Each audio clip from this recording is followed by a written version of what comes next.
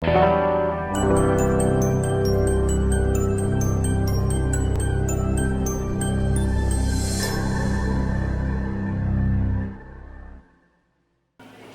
e paz a todos. Eu vou te convidar para abrir a Bíblia lá em João capítulo 3:16. Eu acho que as pessoas já conhecem esse versículo de cor, né, irmãos? Eu vou pedir à igreja para fazer algo que normalmente eu não peço. Muitas igrejas pedem às pessoas para ficar de pé na hora de ler a palavra, em reverência. E nós sabemos que a reverência não está na posição, está no coração. Mas hoje, em gratidão, eu vou pedir à igreja que se coloque de pé para lermos esse versículo, como gratidão por tudo que o Senhor tem feito em nossas vidas. Porque Deus amou o mundo de tal maneira que deu o seu Filho unigênito, para que todo aquele que nele crê não pereça, mas tenha a vida eterna. A igreja pode ler sozinha?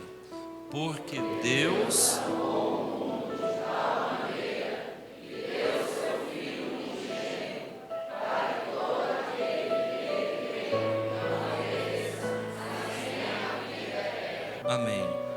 Podeis assentar.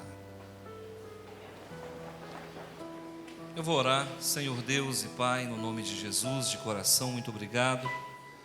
Noite de alegria e festa, pelo nome do Teu Filho amado, que nos amou e por nós se entregou. E nos concedeu o direito de estarmos aqui hoje agradecidos, porque nós não temos mais parte com o inferno. Hoje nós somos do Senhor.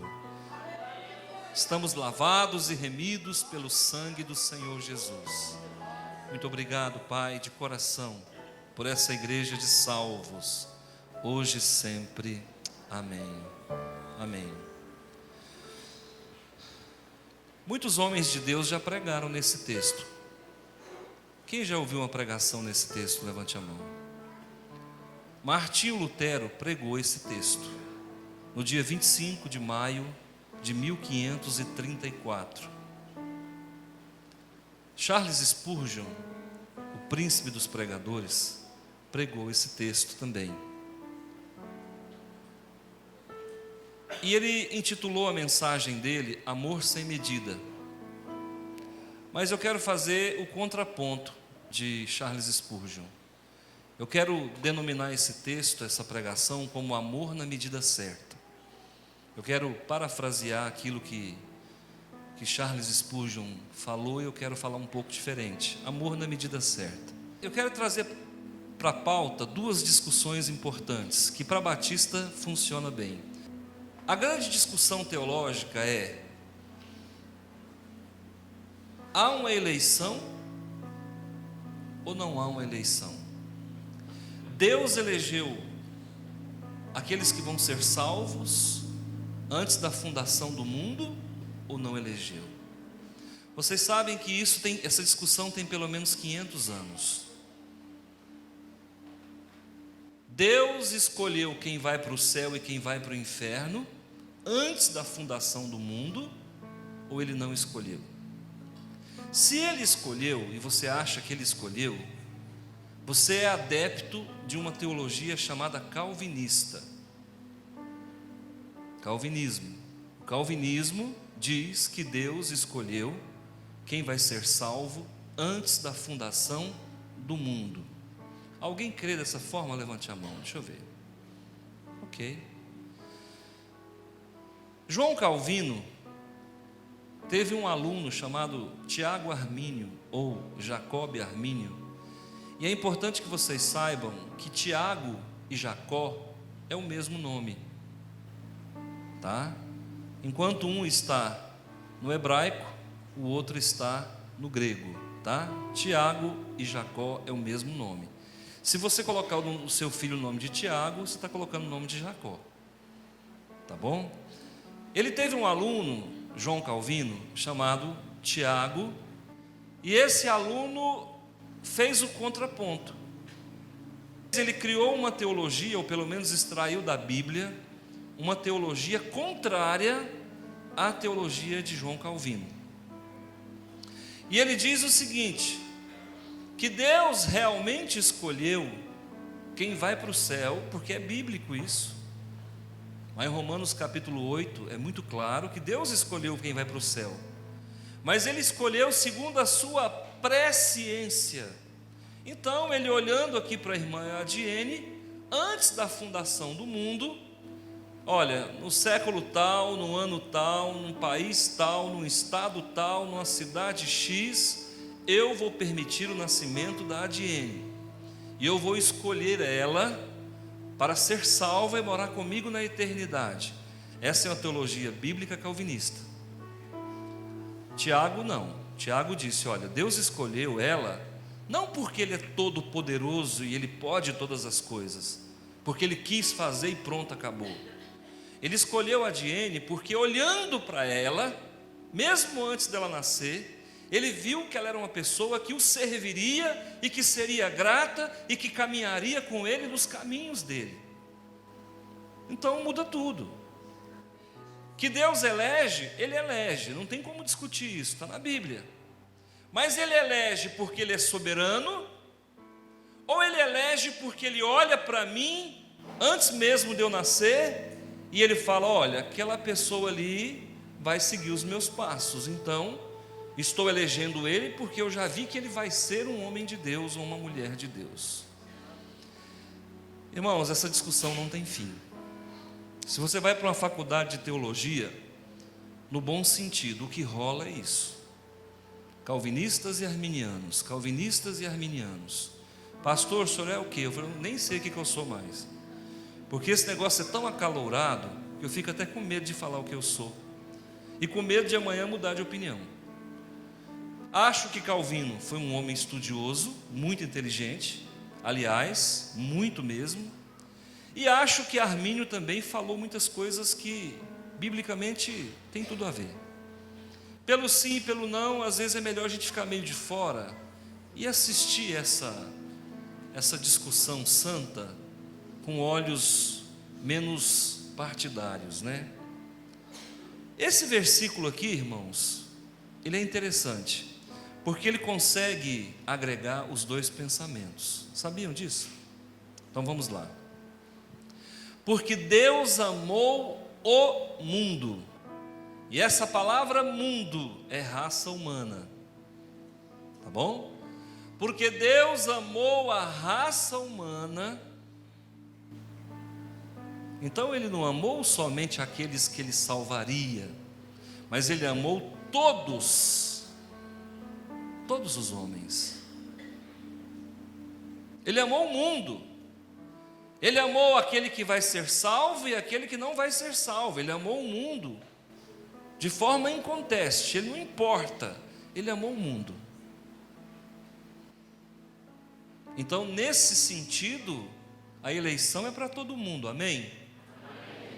Então, todo mundo está eleito para ser salvo. Teoricamente, está chamado para ser salvo. E aí ele continua: Deus amou o mundo de tal maneira, e esse tal maneira é um nó. Esse tal maneira, irmãos, é uma incógnita que a gente não entende. Que maneira é essa? E você vai ver que a maneira é tão difícil de entender que não dá nem para definir que tal maneira é essa. Ele amou de um jeito que, se ele fosse explicar, nós não íamos entender. É isso que ele quis dizer. Eu amei tanto vocês, disse ele, que por mais que eu explique, vocês não vão entender. Porque Deus amou a raça humana, o mundo, de tal maneira que deu aquilo que era o que Ele tinha de melhor. O que Ele tinha de melhor? O seu Filho. E agora, dentro da filosofia cristã, eu quero te fazer uma pergunta: quem Deus amou mais? Quem Deus ama mais na ordem do dia? O seu Filho ou nós? Porque a Bíblia diz que o único filho que Deus tem é um. Qual é? Jesus. Nós somos filhos por adoção. Você é filho adotivo. Pastor, mas só sobrou isso para mim. Fica feliz aí. Você estava programado para ir. É ruim, né? Mas aí Deus te adotou através de um filho que ele amava muito. Como se chama? Então, na ordem do dia, quem Deus ama mais? O seu filho. Ele amou a raça humana de tal maneira que deu o seu único filho. Então, se ele tem um filho único, ele ama mais quem, irmãos? Um filho único, ele só tem um filho. Deus amou o mundo de tal maneira que deu o seu único filho, para que todo aquele que nele crê não pereça, não morra, mas tenha vida eterna. Agora eu te pergunto, verdade verdadeira, quem Deus ama mais? O Filho único ou todos nós pecadores? Complicado, hein? Difícil de responder essa pergunta, irmãos. Se o Filho é o mais amado, então por que Ele deixou o Filho morrer por nós?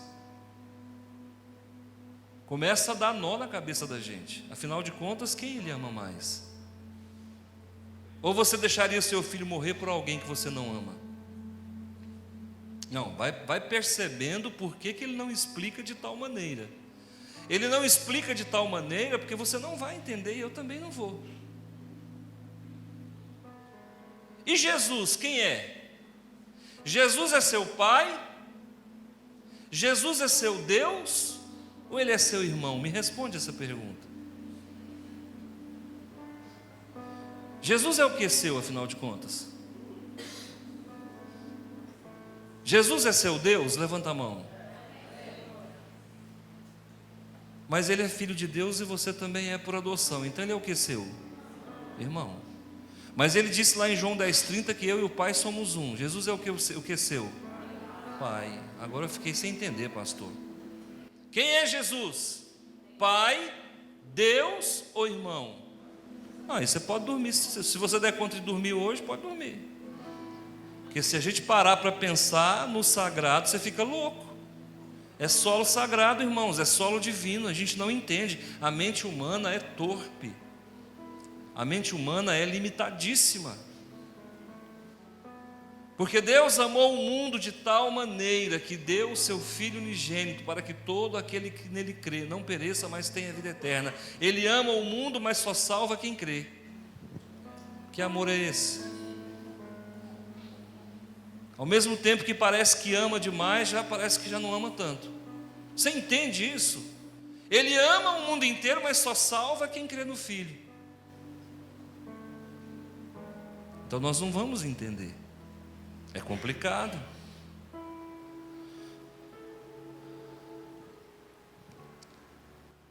Outra coisa que eu quero que você observe nesse texto. Porque Deus repete comigo, porque Deus amou. Passado, presente ou futuro? Ele te amou no... Que passado foi esse? Antes da fundação do mundo. Um passado onde você não existia. E Ele já te amou. Quem é que pensa em ter filho aqui? Levanta a mão. Irmã Tati, você deseja ser mãe? Sim. Você projeta para daqui 5 anos, por exemplo? Mais ou menos? Pode ser? Pode ser. Você já consegue amar esse filho que você não ficou nem grávida ainda? Como é que ele chama? Não escolheu. Deus, Ele não está amando um filho que vai nascer daqui 5 anos. Ele amou um filho que ia nascer daqui 1 bilhão de anos para frente. Como que pode? Antes da fundação do mundo, no passado, porque Deus amou o mundo de tal maneira que deu, passado, presente ou futuro. Então Ele deu Jesus para morrer por nós quando? Na eternidade passada. O pecado não existia pecado. Pecado tem 6.000 anos na terra, irmão. Tem só 6.000 anos que ele existe. Pecado da Silva Sauro. batizado no Éden. Pai, a serpente. Mãe, um pecado sem mãe, só tem pai. Porque o pecado não é do Adão e Eva, o pecado é de Satanás. Se você pensa que o pecado nasceu na terra, o pecado nasceu no céu. É por isso que a gente não consegue sair dele fácil, porque ele é um negócio que está acima de nós. Então vamos lá. Deus amou o mundo de tal maneira que deu seu Filho lá no passado. Ele amou no passado, Ele deu o seu Filho no passado, para que todo aquele que crê no presente. Salvação não tem prazo de validade, põe isso na sua cabeça. Se alguém se converter hoje nessa pregação, está valendo? Está valendo. Ele ama antes do pecado existir, mas esse amor não tem prazo de validade, ele continua valendo, ele está valendo para você. Para que todo aquele que nele crê não morra, não perecer é não morrer. Crer, presente. Morrer, presente. Então ele dá uma solução passada para um momento presente e que se estende por toda a eternidade. As coisas que Deus faz, irmãos, não é pensando no hoje e nem no amanhã, é pensando nos séculos e nos séculos e nos séculos e nos séculos que virão. Quando foi que você nasceu? Agora eu vou esticar sua mente aqui. Quando foi que você nasceu? Eu nasci em 62. Quem dá mais? Tem alguém mais de 62 aí? 1962? 53. 47. Ok. Então você nasceu para os seus pais nessa data que você falou. Para Deus você sempre existiu na mente dele. Então quando foi que você nasceu? Você é eterno com Deus. Por que a gente não pensa nisso? E nós ficamos nesse evangelho bem quadradinho, né? E pregando a mesma coisa sempre. E agora eu estou disposto a abrir sua mente. Você vai ter que enxergar um pouco mais. Onde é que Deus está nesse exato momento? Quem pode me responder essa pergunta? Ele é onipresente, onisciente, onipotente. Ele é oni. Tem muitas onis para Deus, ou seja, não tem nada igual a Ele. Tá, mas exatamente agora, Ele está em todo lugar, mas em que lugar do tempo Deus se encontra? Irmãos, Deus corre na linha do tempo. Ele não está preso ao século 21. É isso que a gente não consegue entender. Você está aqui preso no tempo, no espaço, na circunstância. Deus não. Nesse exato momento Ele pode estar vivendo 1 milhão de anos à frente, sem perder noção do presente. Como que explica isso? É por isso que você sempre existiu, porque antes de criar o mundo, Ele já sabia exatamente quantas pessoas Ele colocaria no mundo, e já chamava você por nome antes do seu nascimento. Então antes de você nascer, é mais ou menos assim: Demilson, vem à existência. E um Demilson que estava projetado numa prancheta qualquer, numa sala do céu, passa a fazer parte da vida na terra. Como é que Deus criou o sol? Haja luz. Como é que Deus criou você? Haja você. Uma outra discussão que é teológica é: você nasceu, o seu espírito, sopro divino, ruar, nasceu exatamente quando? Você é pré-existente ao corpo? Você nasce junto com o corpo? É uma pergunta também complicada. Se eu disser que você nasceu, que o seu espírito existe antes do seu corpo, você vai achar que eu sou espírita. Mas eu tenho uma leve tendência para crer nisso.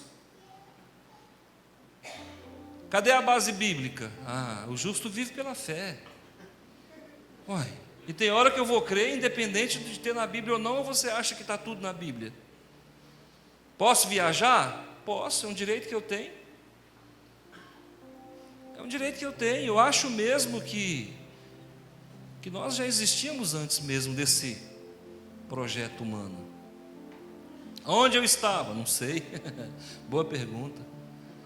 Não é verdade? Há quem diga, baseado em Zacarias capítulo 12, que o Espírito é formado junto com o corpo. Se você crê assim, amém. Deus te abençoe. E a gente vai para o mesmo lugar, morar no mesmo céu e tirar as dúvidas que nós tivermos lá. Anota as suas dúvidas. Chegando lá, se ainda foi importante fazer essa pergunta, faça. Que de repente, ao sairmos dessa vida, nós vamos tomar conhecimento de toda a verdade. Porque Deus amou o mundo de tal maneira que deu o seu Filho unigênito para que todo aquele que nele crê não morra, mas tenha vida eterna. E você já aceitou Jesus? Já recebeu Jesus na sua vida? Quando foi que Jesus entrou no seu coração? Pastor, como é que eu fico sabendo se eu nasci de novo? Isso tem nome. Aceitar Jesus é nascer de novo. Aceitar Jesus é regeneração. Como é que eu fico sabendo se eu já nasci de novo? Fácil. Você quer as coisas de Deus? Você tem prazer em vir à igreja? Ou para você isso aqui é pesado? 1h30 nesse banco aí dói tudo. Como é que funciona? Escuta, para você vir, alguém tem que insistir muito com você, ou basta caminhar para o carro, você já está dentro? Você vem para a igreja porque não tem uma segunda opção, ou essa é a primeira opção da sua vida? E quando você vem para cá, você cochila, mexe no celular, põe o dedo no nariz ou presta atenção? Dá aquela sede de ficar levantando, é inquieto? Como que é isso, irmãos? Eu preciso que você me diga. Você já nasceu de novo? As coisas de Deus chamam a sua atenção? Você tem prazer em carregar a sua Bíblia ou você tem vergonha? E agora com o celular ficou ótimo. Você pode ser crente sem ninguém saber. Porque no mesmo celular que muita gente carrega a Bíblia, carrega vídeos horríveis. No mesmo celular que muitas pessoas carregam a Bíblia, carrega mensagens horríveis no WhatsApp.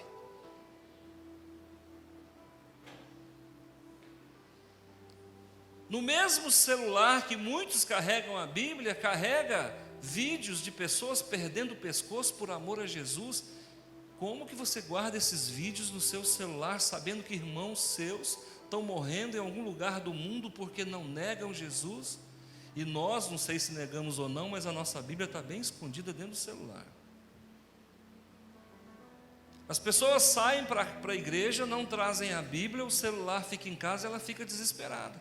Não pela Bíblia, pelo celular. Como que é a tua fé, querido? Nascer de novo é muito mais do que ter coreografia de crente. Eu fui de um tempo, irmãos, que eu acreditava muito, eu romanceava muito a fé. Hoje não, eu quero ver fruto. E Jesus deu para nós um indicativo: conhece-se a árvore pelo seu fruto. Você conhece o crente, irmão, não é na ação, é na reação. Pisa no calo dele, você vai saber se ele é crente ou não. Você tem prazer, você lê a Bíblia, você medita na palavra, você vem para a igreja. A palavra crer, usada aqui, ela é um verbo de ação no tempo presente. Crer é crer todo dia. A palavra do Senhor diz: se tiverdes fé do tamanho de um grão de mostarda, direis a este monte: passa-te daqui para acolá. Mas um grão de mostarda, irmão? Não podia ser uma semente de abacate? É bem maior, véio. Irmãos, Deus não precisa muito para operar na nossa vida, Ele precisa de pouco. Mas tem hora que Deus procura em nós e nem uma semente de mostarda Ele acha. Nós estamos tão para baixo, tão vazio.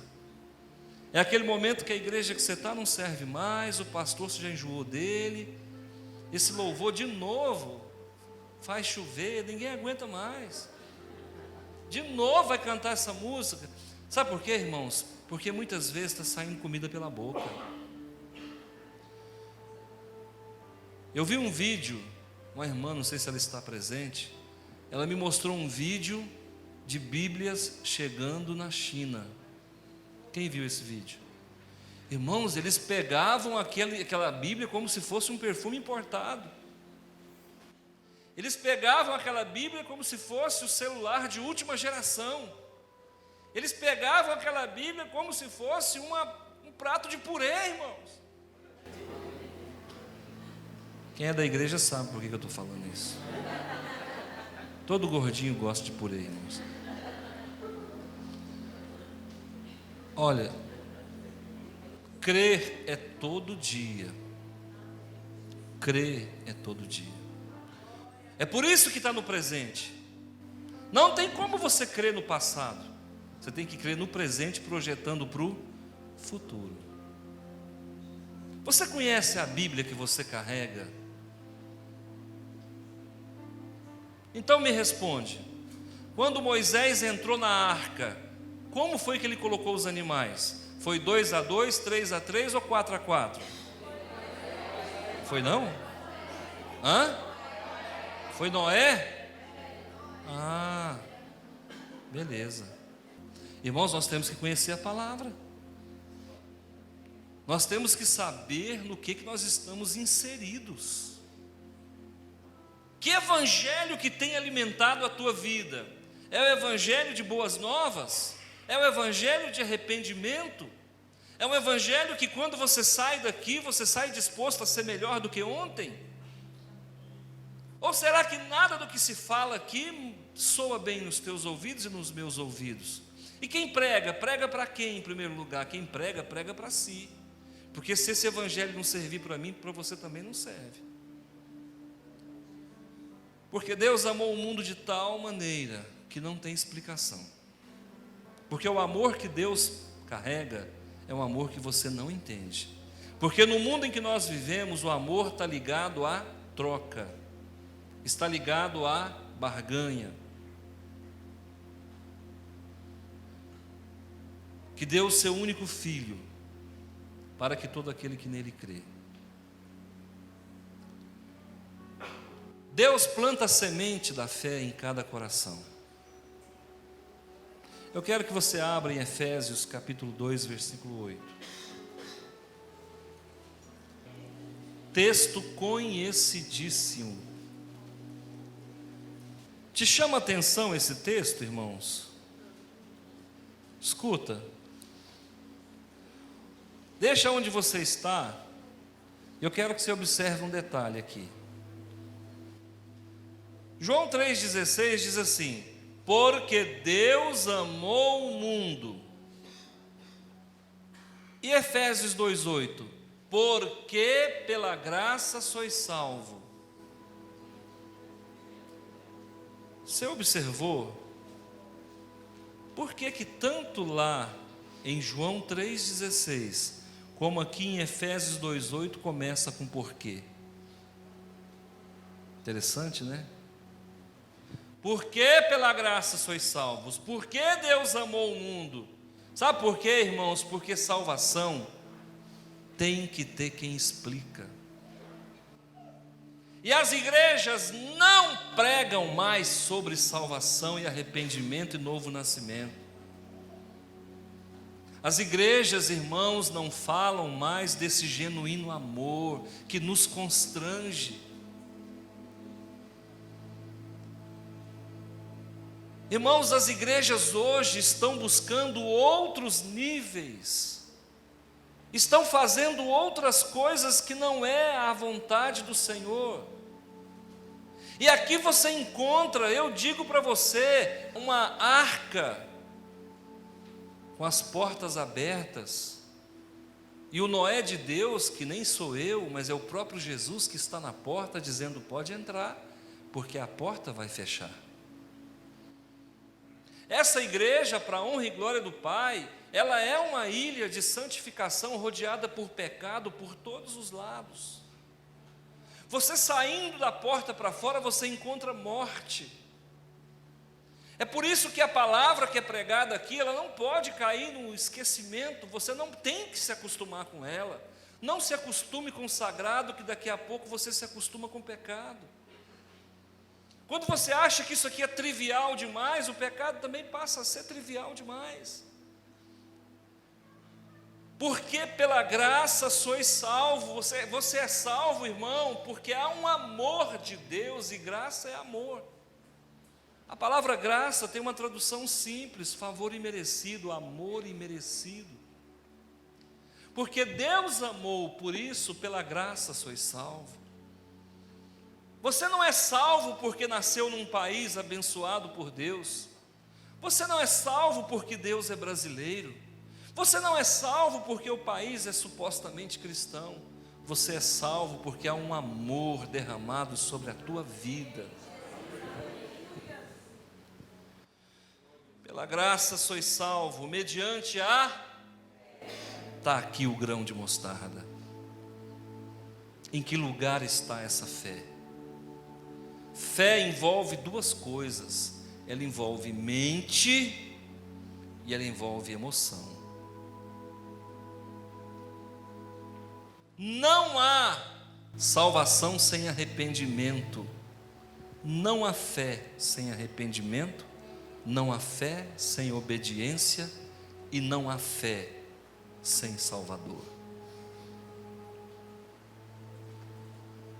Quem está de mala pronta, levanta a mão. Pouca gente. Arruma a mala. Hoje uma irmã falou assim: pastor, o que o senhor achou da morte do cantor? Eu falei: olha, eu descobri que ele existia hoje. Para mim ele nasceu no dia que ele morreu, porque eu nem sabia que ele existia. Isso aqui não é paulada não, irmãos, não é cacetada não. Na verdade não sabia. Eu nunca tinha ouvido falar naquele rapaz. De verdade, diante do eterno. Jamais, para mim esse rapaz nasceu hoje, no dia da morte dele. Não sabia. Não sou melhor nem pior do que ninguém, eu não sabia. Tá. Ele morreu com 29 anos. Compositor de 90% das suas músicas. Cada show dele custa R$400 mil. Ele faz 20 shows por mês. Só de show ele fatura 8 milhões. Fora os direitos autorais e vendas de CDs e etc e tal. É um homem de 10 milhões de reais por mês. Daqui 10 anos, ninguém nem lembra que esse moço existiu. E ele morreu sem muita gente saber que ele tinha nem nascido. Foi o meu caso. Se não sai na televisão hoje, eu não sabia nem que ele tinha passado por esse mundo. Mas eu conheci alguém que também morreu jovem. Ele morreu com 33 anos. Morreu pobre. Os shows que ele dava, ele não cobrava nada. Não estou, por favor, não estou desmerecendo o moço lá, não conheço, não estou julgando ele. Por favor, que Deus o tenha. Não vai uma crítica pessoal a ele, vai, pelo contrário, uma exaltação à pessoa de Jesus, que morreu com 33 anos. Não tinha onde reclinar a cabeça. O seu melhor amigo o traiu, o negou. O seu tesoureiro o traiu. Ficou sozinho na hora da morte. Não tinha nada. E o que é melhor, ele não morreu por um projeto dele, ele morreu por um projeto do Pai, para beneficiar você e eu. Vocês estão entendendo, irmãos? É triste ver um jovem morrer com 20 anos, mas também é triste ver um jovem morrer há 2000 anos atrás com 33.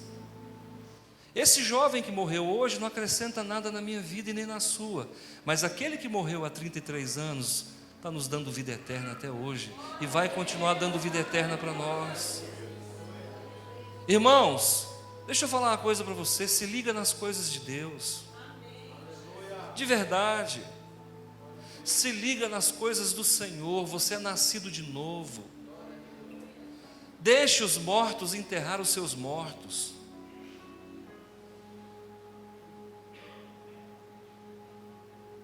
Me falaram que um dos familiares disse que, em entrevista à televisão, isso é de domínio público, saiu na televisão, não vou citar quem é o familiar. Eu rezei tanto para ele, e ele morreu dessa forma. Nem sei se Deus existe. Uma morte, irmãos, que não consegue colocar fé nem no coração do parente mais próximo. E o meu Jesus, que morreu há 2000 anos atrás, ainda hoje goteja sangue na nossa vida, e nos dá vontade de viver, e nos dá vontade de sair daqui, caminhar de cabeça erguida. Nós não devemos nada para esse mundo, nós não temos parte com a mídia desse mundo. Nós, irmãos, male ganhamos aí um salário que conseguimos sobreviver. Mas o pouco com Deus é muito. Na nossa casa não vai faltar farinha e nem azeite, irmãos. Deixe os mortos e cuidado de enterrar os seus mortos. Vamos caminhar para Nova Jerusalém, vamos levantar a cabeça, andar de cabeça erguida. Porque amanhã ou depois seremos nós, se Jesus não voltar, seremos nós que vamos descer à sepultura também. E como nós vamos estar? Com as nossas contas bancárias abarrotadas de muito dinheiro, deixando fãs pelo mundo inteiro chorando? Ou será que no nosso enterro não vai ter ninguém nem para carregar o nosso caixão? Você acha que isso não acontece? Eu já fui em velório, irmão, que não acha ninguém para carregar o caixão, tem que pedir. Amigo, filho, só está nós três aqui na sala.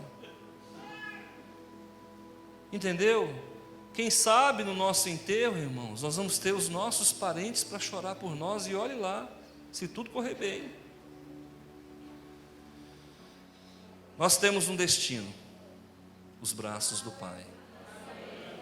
Nós temos uma missão: falar do amor dele. Nós temos uma certeza: não vamos descer para o inferno. O inferno nos perdeu. Nós somos nação santa, povo de propriedade exclusiva de Deus. O nosso nome não consta na lista dos que vão descer para o inferno. Você já tem um novo nome junto ao Pai. Já existe uma roupa branca te aguardando.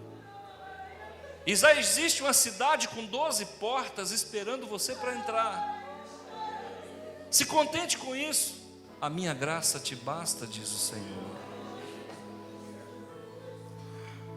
Porque Deus amou o mundo, diga comigo. Porque Deus amou o mundo de tal maneira que deu o seu Filho unigênito, para que todo aquele que nele crê não pereça, mas tenha vida eterna. Feche os seus olhos, eu vou orar com você.